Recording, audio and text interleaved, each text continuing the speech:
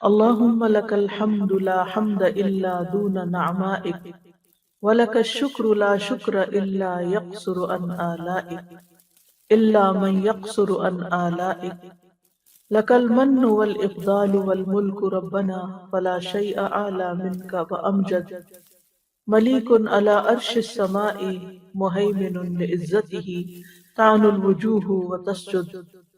اے اللہ، تیرے ہی لیے حمد ہے، کوئی حمد نہیں ہے مگر وہ تیرے انعامات سے کم ہے. یعنی ہم جتنی بھی تیری حمد کریں تیری نعمتوں کے مقابلے میں وہ بہت تھوڑی ہے. اور تیرے ہی لیے ہر قسم کا شکر ہے، کوئی شکر نہیں مگر وہ تیرے احسانات اور انعامات سے کم ہے. اے ہمارے رب، تیرے لیے ہی احسانات، مہربانیاں اور تیرے ہی لیے ہر طرح کی ملکیت ہے. بس تجھ سے بلند اور تجھ سے زیادہ بزرگی والی کوئی چیز نہیں ہے. تو آسمان کی عرش پر بادشاہ ہے، تو غالب ہے. تیری عزت و غلبے کی وجہ سے چہرے عاجزی اور سجدہ کرتے ہیں. اللہم صلی علی محمد وعلی آل محمد کما صلیت علی ابراہیم وعلی آل ابراہیم انک حمید مجید. اللہم بارک علی محمد وعلی آل محمد کما بارکت علی ابراہیم وعلی آل ابراہیم انک حمید مجید. آج ہم انشاءاللہ صبح سے لے کر شام تک مختلف مواقع کی مناسبت سے جو دعائیں ہم پڑھتے ہیں ان کے بارے میں کچھ بات کریں گے. دعا ہمیشہ عبادت کی نیت سے کی جانی چاہیے کہ ہم اللہ تعالیٰ کی عبادت کر رہے ہیں، ہم اللہ تعالیٰ کا ذکر کر رہے ہیں. اگر انسان اپنی زندگی میں کوئی پریشانی دیکھتا ہے یا اس کی زندگی میں کوئی خوف ہوتا ہے یا کوئی ایسی چیز ہوتی ہے جو اسے تکلیف دیتی ہے، تو جب اس کو دور کرنے کے لیے اپنے رب سے دعا کرتا ہے تو وہ صرف اس تکلیف اور اس پریشانی کو ہی ذہن میں نہ رکھے، بلکہ یعنی جس مقصد کے لیے وہ دعا مانگ رہا ہے، مثلا یا اللہ میرے سر میں درد ہے تو اسے ٹھیک کر دے، تو صرف یہ مقصد نہیں ہونا چاہیے، بلکہ اعلیٰ ترین درجہ کیا ہے کہ میں اللہ سبحانہ تعالیٰ سے اب ایک قرب کا تعلق چاہتی ہوں، اللہ کے قریب ہونا چاہتی ہوں. عبادت کی نیت بھی کرے جو کہ سب سے بلند مقصد ہے، کیونکہ اللہ تعالیٰ نے ہمیں اپنی عبادت کے لیے پیدا کیا ہے. لہٰذا جب ہم دعا کرتے ہیں تو عبادت کی حالت میں ہوتے ہیں، اور اس طرح انسان کو اپنی دعا کے فائدہ مند ہونے کا یقین بھی زیادہ ہوگا. تو جب انسان سارا دن مختلف مواقع کی مناسبت سے دعائیں کرتا چلا جاتا ہے تو اس طرح انسان دراصل اپنے رب کی عبادت میں رہتا ہے. تو اس سلسلے میں عقل مند لوگوں کی جو صفت قرآن مجید میں بتائی گئی ہے وہ کچھ یوں ہے: وہ جو کھڑے اور بیٹھے اور اپنے پہلوؤں پر لیٹے ہوئے اللہ کو یاد کرتے ہیں، اور وہ آسمانوں اور زمین کی تخلیق میں غور و فکر کرتے ہیں اور پکار اٹھتے ہیں اے ہمارے رب، تو نے یہ سب کچھ بے مقصد پیدا نہیں کیا، تو پاک ہے، پس ہمیں آگ کے عذاب سے بچا لے. جیسا کہ آپ جانتے ہیں کہ یہ آیت سورۃ آل عمران کی آخری آیات میں سے ہے، اور اس میں اللہ سبحانہ وتعالیٰ عقل مند لوگوں کی کچھ صفات بیان کر رہے ہیں. عقل مند کون ہوتے ہیں؟ عقل مند وہ ہوتے ہیں جو ہر حال میں اللہ کو یاد کرتے رہتے ہیں، ہر موقع کی مناسبت سے اللہ تعالیٰ سے دعا کرتے ہیں، کیونکہ دعا عبادت کا نچوڑ ہے. دعا عبادت کا سب سے اعلیٰ و افضل حصہ ہے. یعنی ویسے تو ہم جو عبادت کرتے ہیں اسے نماز پڑھتے ہیں، وہ ایک مخصوص شکل ہے عبادت کی، اور اس میں ہم ایک مخصوص حالت میں کچھ دیر کے لیے اللہ تعالیٰ کے حضور حاضر ہوتے ہیں، اور پھر اس کے بعد کیا ہوتا ہے، ہم اپنی جائے نماز طے کر دیتے ہیں اور اٹھ جاتے ہیں، پھر دنیا میں لگ جاتے ہیں. تو کیا اللہ تعالیٰ سے بس اتنی دیر کا تعلق ہونا چاہیے؟ نہیں. عقل مند انسان کا تعلق سب سے بڑی ہستی اللہ رب العزت کے ساتھ ہر لمحے کا تعلق ہوتا ہے. ہر لمحہ اس کے دل میں اپنے رب کی یاد ہوتی ہے، اور جو اپنی دنیا میں بھی وہ مختلف حالات سے گزرتا ہے، کبھی وہ کھڑا ہے، کبھی وہ بیٹھا ہے، کبھی وہ لیٹا ہوا ہے، تو ان تینوں حالتوں میں انسان اپنے رب کو بھولتا نہیں. اللہ کا بندہ ہر حال میں اپنے رب کو یاد کرتا ہے. یعنی کچھ کام ہم کھڑے ہو کر کرتے ہیں، کچھ کام ہم بیٹھ کر کرتے ہیں، اور کبھی ہم آرام کرنے کے لیے لیٹ جاتے ہیں، یا کوئی بیمار ہوتا ہے تو لیٹ جاتا ہے. تو چاہے آپ صحت مند ہو، چاہے آپ بیمار ہو، ہر حال میں اپنے رب کو یاد کرتے رہیں اور اس کو پکارتے رہیں اور اس سے دعا کرتے رہیں. چاہے آپ روزی کمانے کے لیے نکلے ہیں، چاہے آپ کسی کی عیادت کے لیے نکلے ہیں، چاہے آپ گھر کے اندر ہیں، چاہے آپ گھر سے باہر ہیں، بازار میں ہیں، کھا پی رہے ہیں، شادی بیاہ کا موقع ہے، ہر موقع کی مناسبت سے ہمیں دعائیں سکھائی گئی ہیں، اذکار سکھائے گئے ہیں. اور عقل والوں کی دوسری صفت اس آیت میں یہ بیان ہوئی ہے کہ وہ ذکر کے ساتھ ساتھ اللہ سبحانہ وتعالیٰ کی تخلیق پر بھی غور کرتے ہیں. کیونکہ اللہ کی تخلیق پر، اللہ کی مخلوق پر، اللہ کی کریشن پر غور و فکر کرنا دراصل انسان کو اللہ کے قریب کرتا ہے، اور اس کے دل میں اللہ سبحانہ وتعالیٰ کی یاد اور زیادہ گہرائی کے ساتھ آتا ہے. یعنی ایک تو ہے کہ ہم رٹی رٹائی دعائیں پڑھ لیں، صحیح پروننسیشن کے ساتھ ان کو یاد کر لیں، اور پھر جب کوئی موقع آئے تو ٹھک سے بس وہ دعا پڑھی اور بات ختم، اور دل میں ہمارے اللہ کی یاد ہی نہ ہو. یہ ذکر نہیں ہوتا، یہ قرب نہیں ہوتا. قرب یہ ہوتا ہے کہ انسان کی روح بھی سرشار، یعنی جس طرح انسان اپنی زبان، اپنے کان، اپنے عقل استعمال کرتا ہے، اپنی آنکھیں استعمال کرتا ہے کوئی چیز پڑھنے میں، سننے میں، سمجھنے میں، اسی طرح اس کا دل بھی ساتھ شامل. اور دل ساتھ شامل نہیں ہو سکتا جب تک آپ کے دل میں اللہ کی بڑائی نہیں آتی، اور اللہ کی بڑائی آتی نہیں جب تک آپ اللہ تعالیٰ کی کائنات میں غور و فکر نہیں کرتے. جب آپ غور و فکر کرتے ہیں اور جب آپ کسی نتیجے میں پہنچتے ہیں تو آپ کی روح سرشار ہو جاتی ہے، آپ کے اندر آپ واقعی کانپ اٹھتے ہیں اللہ تعالیٰ کی عظمت اور بڑائی کے ساتھ. تو وہ بھی بے حد ضروری ہے، کیونکہ اس حالت میں دراصل انسان پھر حق کے آگے جھک جاتا ہے، اور انسان کی زبان سے بھی اچھی بات نکلتی ہے. اور پھر وہ صرف اوپر اوپر کی لپ سروس نہیں ہوتی، اللہ تعالیٰ بہت بڑے ہیں اور ہم اللہ کا شکر ادا کرتے ہیں، اس طرح کی باتیں ہم روٹین میں بہت کہتے رہتے ہیں، لیکن ان کے ساتھ، ان باتوں کے ساتھ ہمارے دل کی حالت کیا ہوتی ہے اس پر ہم کبھی توجہ نہیں کرتے. لیکن عقل مند لوگ اللہ سبحانہ وتعالیٰ کو دل سے یاد کرتے ہیں اور غور و فکر کرتے ہیں، اور ہر حال میں، ہر موقع کی مناسبت سے وہ اللہ کو یاد کر رہے ہوتے ہیں. مجاہد کہتے ہیں کوئی بندہ اللہ تعالیٰ کو کثرت سے یاد کرنے والا تبھی ہوتا ہے جب وہ اللہ تعالیٰ کو کھڑے، بیٹھے اور لیٹے ہوئے یاد کرتا ہے. ابن قیم رحمہ اللہ کہتے ہیں ذکر وہ مطلوبہ عبادت ہے جس کی کوئی انتہائی حد ہی نہیں، یعنی جس کی کوئی لمٹ نہیں. باقی رمضان 30 روزے ہیں، حج کا مخصوص موسم ہے، زکوٰۃ سال میں 1 دفعہ ہوتی ہے، نماز دن میں 5 دفعہ ہوتی ہے، یہ عبادات ہیں. لیکن ذکر ایک ایسی عبادت ہے کہ جس میں کوئی لمٹ نہیں ہمیں بتائے گی کہ بس اتنی دیر، اتنے گھنٹے، اتنے دن، یہ اتنا وقت کرنا. اور پھر وہ کہتے ہیں کہ اللہ سبحانہ وتعالیٰ فرماتے ہیں یا ایھا الذین آمنوا اذکروا اللہ ذکرا کثیرا، کثرت سے اللہ کو یاد کرو. اور کوئی وقت ایسا نہیں کہ جس کے ساتھ یہ عبادت خاص ہو، یعنی کہ صرف صبح کے اتنے وقت یا شام کے اتنے وقت، اور کوئی حالت ایسی نہیں کہ جس میں ذکر نہ کیا جا سکتا ہو. نبی صلی اللہ علیہ وسلم کثرت کے ساتھ اللہ کا ذکر کیا کرتے تھے، اپنے تمام اوقات میں. کان یذکر اللہ علی کل احیانہ، تمام اوقات میں ذکر کرتے. آپ بستر پر لیٹتے تو مسلسل ذکر کرتے رہتے تھے حتیٰ کہ آپ کی یعنی آنکھیں سو جاتی. اور پھر صرف ذکر ہی نہیں ہوتا تھا، غور و فکر بھی ہوتا تھا. اور غور و فکر کی اہمیت کا اندازہ آپ اسے لگا سکتے ہیں کہ صحابہ کرام کی عادت کیسی تھی. ام درداء سے پوچھا گیا کہ ابو درداء کا کیا حال تھا، یعنی ان کی عام عادت کیا تھی. انہوں نے کہا کہ اکثر وہ سوچوں میں غرق رہتے تھے، یعنی غور و فکر کیا کرتے تھے. ان سے پوچھا گیا کہ آپ کا کیا خیال ہے، کیا غور و فکر کرنا اعمال میں سے ایک عمل ہے، یعنی یہ بھی ہمارے اعمال میں شمار ہوگا؟ انہوں نے کہا ہاں، یہ ایک ایسا عمل ہے جس سے یقین حاصل ہوتا ہے.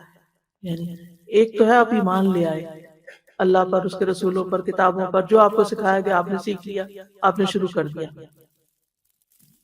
لیکن ایک یہ ہے کہ ایمان کا بھی ایک انتہائی درجہ ہوتا ہے، ٹاپ کا درجہ ہوتا ہے، اور وہ یقین ہوتا ہے، اور یہ اللہ تعالیٰ کی تخلیق پر غور کرنے سے ہی آتا ہے۔ ابن عون کہتے ہیں کہ غور و فکر کرنے سے غفلت ختم ہوتی ہے اور دل میں خشیت پیدا ہو جاتی ہے، جیسا کہ پانی کاشتکاری کے لیے نباتات اگاتا ہے، اسی طرح جتنا غم دلوں کو چمکاتے ہیں اتنا کوئی اور چیز دلوں کو نہیں چمکاتی، اور جتنا غور و فکر سے دل روشن ہوتے ہیں اتنا کسی اور چیز سے روشن نہیں ہوتے۔ یعنی غم سے انسان کا دل متاثر ہوتا ہے، چمکانے سے مراد یہاں پر پازیٹیو معنوں میں نہیں ہے، لیکن یہ کہ یعنی غم اندھیرا کر دیتے ہیں ایک طرح سے، اور ذکر جو ہے وہ ان میں روشنی پیدا کر دیتا ہے۔ یہ بغوی کا قول ہے۔ حسن بصری کہتے ہیں، یعنی امام بغوی نے اس کو ذکر کیا، قول تو ابن عون کا ہے۔ حسن بصری کہتے ہیں ایک گھڑی غور و فکر کرنا ساری رات کے قیام سے زیادہ بہتر ہے، کیونکہ اس میں انسان اللہ کے قرب کے فاصلے بہت تیزی سے طے کر لیتا ہے۔ تو ربنا ما خلقت ھذا باطلا، انسان اس نتیجے پہ پہنچتا ہے کہ اللہ تعالیٰ نے کائنات میں کوئی بھی چیز بیکار پیدا نہیں کی، چاہے کوئی پتا ہے، ایک مکھی ہے، ایک مچھر ہے، کوئی بھی چیز بے معنی نہیں، بے مقصد نہیں اور عبث نہیں، بلکہ ایک تو انسان کے زمین کو انسان کے رہنے کی جگہ بنایا اور اس کی ضروریات کے لیے چیزیں پیدا کی، اور دوسرا یہ کہ یہ چیزیں بعض اوقات ایسی چیزیں انسان کی توجہ اپنی طرف کھینچ لیتی ہیں کہ جس کے ذریعے جو بنانے والا ہے، جو خالق ہے، جو اللہ الخالق ہے، اس کی عظمت دل میں بیٹھ جاتی ہے۔ سبحانکا، انسان پھر قدرتی طور پہ پکارتا ہے تو پاک ہے اس سے کہ کوئی عبث بیکار کام کرے۔ فقنا عذاب النار، تو ہمیں آگ کے عذاب سے بچا لے، یعنی ہر طرح کی برائیوں سے بچا کے رکھ تاکہ، اور نیک اعمال کی توفیق دے تاکہ ہم جہنم میں جانے سے بچ جائیں۔ تو آج چونکہ ہمارا موضوع متفرق دعائیں ہیں، تو اس میں ہم دیکھتے ہیں کہ صبح سے لے کے شام تک مختلف مواقع پہ ہم کیا کیا پڑھتے ہیں اور ان کے پڑھنے کا کیا حکم ہے اور کیا فائدہ ہے۔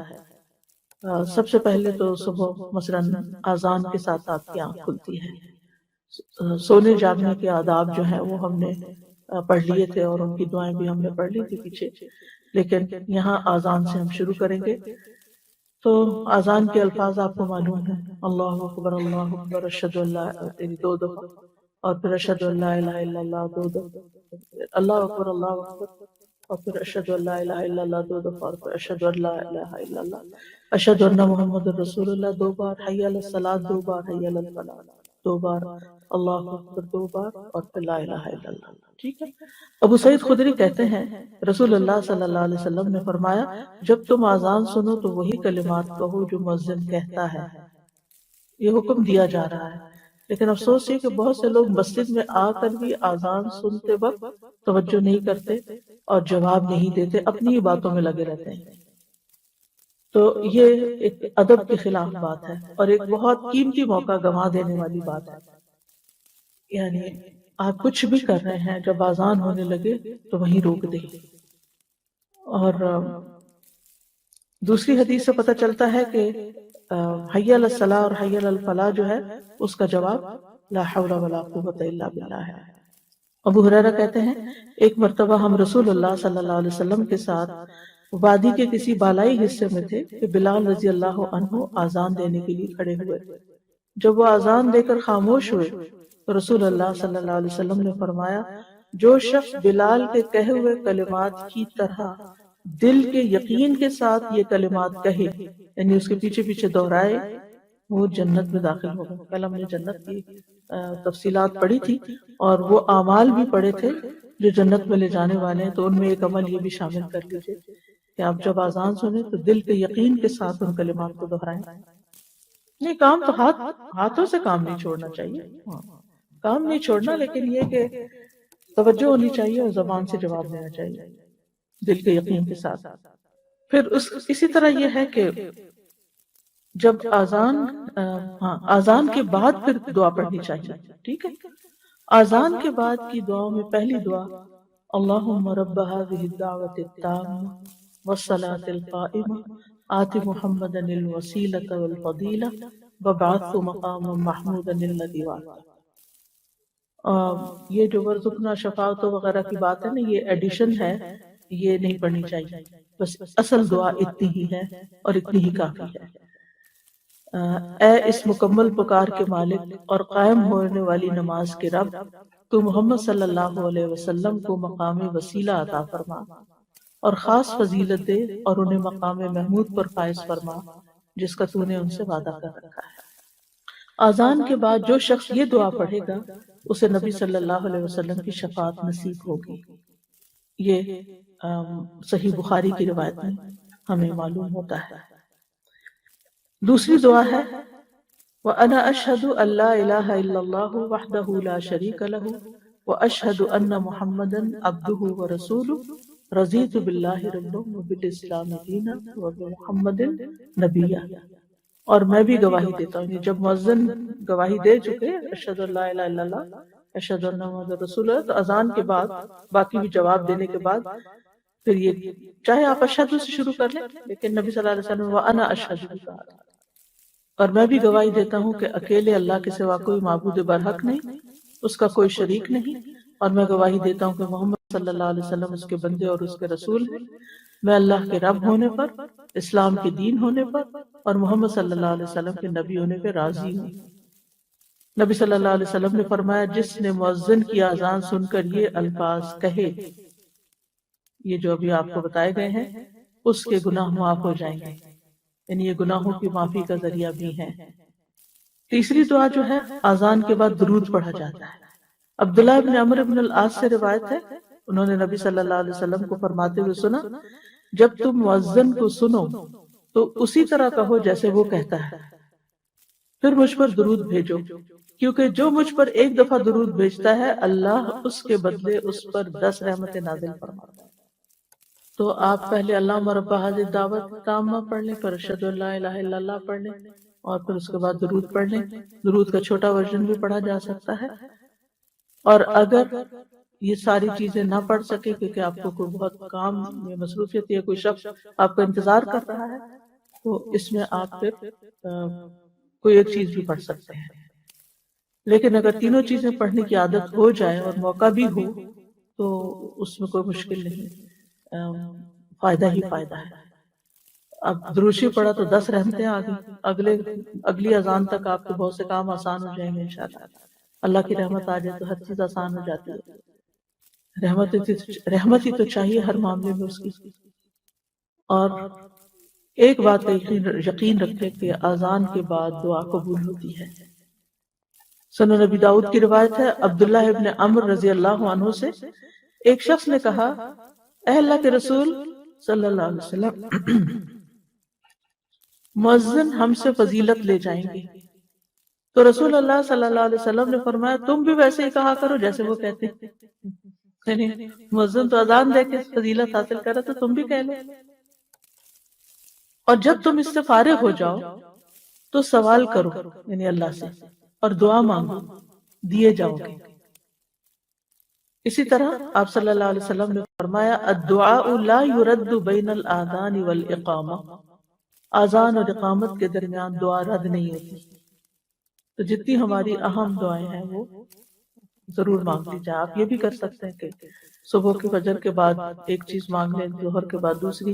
میں ایک اور دو اس لیے کہہ رہی ہوں کہ منیمم ٹارگٹ دے رہے ہیں، زیادہ تو پھر آپ جتنی دیر چاہے مانگتے رہیں جب تک اقامت نہیں ہوتی، یعنی نماز شروع نہیں ہو جاتی۔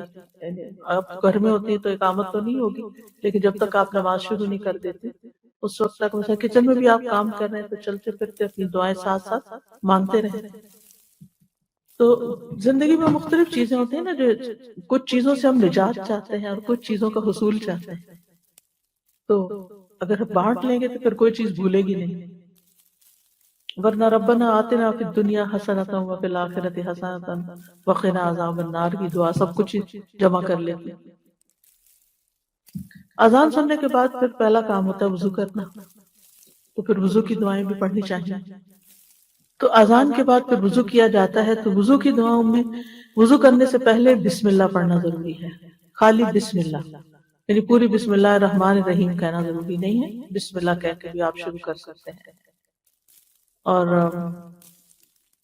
بس بعض علماء یہ کہتے ہیں کہ پڑھنا واجب ہے، لیکن اگر انسان بھول جائے تو پڑھنا ساقط ہو جاتا ہے، یا بیچ میں یا بعد میں وضو کرنے کے بعد نہیں پڑھی جائے گی۔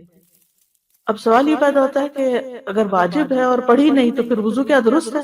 جی وضو درست ہے، ثواب سے محرومی ہے۔ جو بسم اللہ پڑھ کے ثواب ملنا تھا وضو کا، وہ رہ گیا آپ کا، جو آپ نے ایک سنت پوری کرنے سے حاصل کرنا تھا۔ تو محتاط بات یہی ہے کہ وضو سے پہلے بسم اللہ کہہ لیا جائے۔ اب اگلا سوال یہ ہوگا کہ ہم تو جہاں وضو کرتے ہیں وہاں ٹوائلٹ بھی ہوتا ہے، تو اس میں آپ دیکھیے کہ آپ دل میں کہہ لیں یا واش روم میں داخل ہونے سے پہلے کہہ لیں۔ اب اگر دیکھیں آپ چپکے سے دل میں کہہ لیتے ہیں تو اس سے کیا فرق پڑتا؟ منہ سے اونچی آواز سے نہ بول۔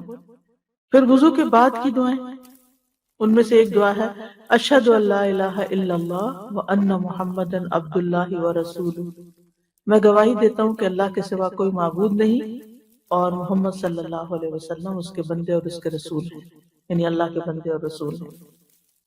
عقبہ بن عامر کہتے ہیں ہمارے ذمے اونٹ چرانے کا کام تھا، میری باری آئی تو میں شام کے وقت ان کو چرا کر واپس لایا، تو میں نے رسول اللہ صلی اللہ علیہ وسلم کو اس حال میں پایا کہ آپ کھڑے ہو کر لوگوں کو ارشاد فرما رہے تھے۔ مجھے آپ کی یہ بات سننے کو ملی کہ جو بھی مسلمان وضو کرتا ہے اور وہ اچھی طرح وضو کرتا ہے، پھر کھڑے ہو کر اپنے دل اور چہرے کی توجہ کے ساتھ 2 رکعت نماز ادا کرتا ہے تو اس کے لیے جنت واجب ہے۔